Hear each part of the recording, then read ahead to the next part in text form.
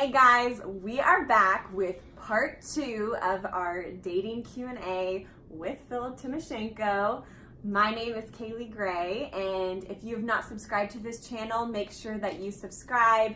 And if you didn't see part 1, stop right now, go back and see part 1 of the Q&A. So we're probably just gonna dive back into it with the questions that we have. Do you want to give your disclaimer? Yeah, I was about to say it. It's just another single guy speaking from my experience, my opinions, my views. Take it with a grain of salt and develop your own understanding. Yeah, and with God, of course. Yeah, and we want to know too. Comment below. Yeah, absolutely. Do you agree with what we're saying, or do you have other questions? So, are you ready? Yes. How do you set boundaries before things get serious? Jeez, I'd be lying if I told you I do this well. Yeah. But I don't. But this is when you just have to have the real talk and kind of talk about each other's, I guess, weaknesses. You know, and if you want it to be your sanctify your relationship, then obviously you got to sit there and you got to talk about things that, even though you know you have this problem, it's hard to talk about. But I guess that's the only way to really set those healthy boundaries that you know. I mean, I hope that answers the question. Yeah, so this one kind of goes with it. I just realized, how do you approach tough conversations while dating? You just got to be man about it. Yeah. You gotta do it. And there's no right or wrong way to do it. You just have to do it. It's never comfortable. It's never feels good. But after the fact, I think both parties are happy that it happened. Yeah. Because there's no confusion, you know, there's no like what ifs. That's good. So yeah, I think just do it. Okay, is dating a lot bad for a Christian girl? That was what? So like, is it bad for like a Christian girl to date a lot? Oh, is dating a lot? Is dating a lot bad for a Christian girl? Okay. Yeah. That sounded weird. I mean. We talked last video about like kind of that player status. Yeah, yeah. You know, player status is not good for either man or girl. You know, but if she's doing it because she's having fun, then yes. But if she's doing it because things just have not worked out, then homegirl's just trying to find her path. You know, you can't judge her for that. I mean, and same with the man. Like if she has a reputation of breaking hearts and just kind of walking away, or every single time things aren't good, walks away, then yes, that's bad. She needs to figure herself out, and he needs to figure himself out if he does that. Dating is not about having fun. It's about finding that future spouse, and this is a very serious thing. It's not just you know, let's just mess around and let's get close, but you have fun during the process. Of course, you can. You can definitely have fun during the process, but that's not why we date, right? It's just to have fun with a person. We're trying to find, as a Christian, we only date because we see a potential spouse. Otherwise, I don't see any purpose for it. Right. Really. Yeah, I agree. So. Okay, how much time should you spend hanging out, texting, and talking on the phone? Depends on the individual. Some people demand way more attention than others.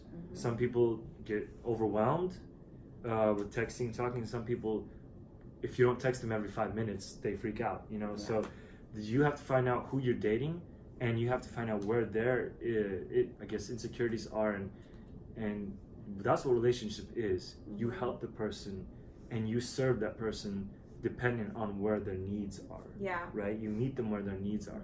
So that's the whole beauty of a relationship. It's love, it's sacrifice, it's getting over yourself for the sake of the other person. Yeah. So I think a couple needs to, a man or a woman needs to figure out where that person is needing those. Especially if they're like long distance. Right. Like absolutely. When they are together, of course they're going to want to spend every minute together. But I think also boundaries, like what about talking like late into the night and stuff like that? Well, you could set boundaries on that for sure, but good luck in a long distance relationship. You know, you could definitely set boundaries on that. But if you have if you're fortunate enough to be in town, then yeah, you just have to find out where that person is having their need or where their insecurities are, and just kind of meet them where they're at. I believe in that. Because, yeah, because I know even like my pastors down here have said like when they were first dating, they had mentors that had helped them set boundaries, like they couldn't hang out after X amount of time, like maybe like 11 p.m. or something like that, because nothing good really happens after that time. Yeah, no. And so they would have their mentors like text them and stuff like that to make sure that they were home and they weren't alone and stuff like that. So that's great. If you can have that opportunity, yes.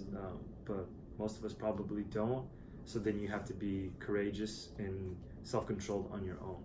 Yeah, because I personally, I don't feel like if a guy said, well, I can't talk to you, tonight or something like that. I don't know if I'd get offended by that, I guess, or like we can't hang out past this time. I think that's like him being respectful. And absolutely. If he can communicate that well enough, I'd be lying. I need to work on myself in boundaries areas and communication, all those things, but it's definitely a good understanding of things for sure. All right, next question. Are guys freaked out when girls ask them out? And I think we have different opinions on this because we've talked about it. Yeah, I think it's great. I know. I think it's awesome. I think it'd be great if more girls did it. Why? Some guys get turned off by that, but I think if a girl is attractive and you're attracted to her, that just saved you some time. So, but obviously a man needs to be a man and needs to make the first move ideally, but I don't see any shame in a woman making a bold move like that. That actually says a lot about her character, as long as it's a bold move and not out of desperation. That's true. Thirsty is what they say. Yeah. So, but yeah, we have our opinions on it. We do, yeah. Okay. I'm becoming more open. Right. So, okay. Should guys pursue a friendship first? I used to be so anti this. I used to be like, why? That's so dumb. But until I realized that really marriage is about friendship. Yeah. So yes, 100% friendship. I even was so against this that I legit took my camera and I interviewed about 50 women and asked them this question. And 90% said, yes, guys, be friends first. And there's a few that are like, oh, why? And I was like, yeah, but I realized that friendship is one of the most important aspects that you'll ever have in a relationship. So I would say yes. That's good. Yeah. That's really good. When do guys start thinking about marriage? And I think I'm going to speak for myself and the guys that I know. But I think honestly, guys think about marriage right away. Okay. If they're honest because unless they're players and they're having fun and they're just messing with you, guys fall in love first. And though many of them deny it, they fall in love because if a man does not fall in love first, he's not going to have the energy or the drive to pursue her any further. That's true. He's going to bail right away. But if he falls in love, then he's going to pursue you. He's going to do everything because he's like, this is my wife. This is my wife. I want to marry her. I don't care what it takes. I don't care what it costs. I want to be with this woman because that's what it's going to take for a man to actually take that step anyway. So that's good. Yeah. All right, last question. Let's do it. You ready? Yes. You kind of answered this. Do guys always want to make the first move, or do they mind if girls do? Yeah, I guess we kind of already answered this question. Guys like to have the first move, but personally speaking, I wouldn't mind if if I was already into her and she just came out there like, listen, buddy, you've been slow. Listen here. Save me some time. But I don't think it's bad at all. And I think some guys are open to it. Some guys get scared off, but we're all different. Yeah. You can never please everyone. It's just not going to happen. So. Exactly.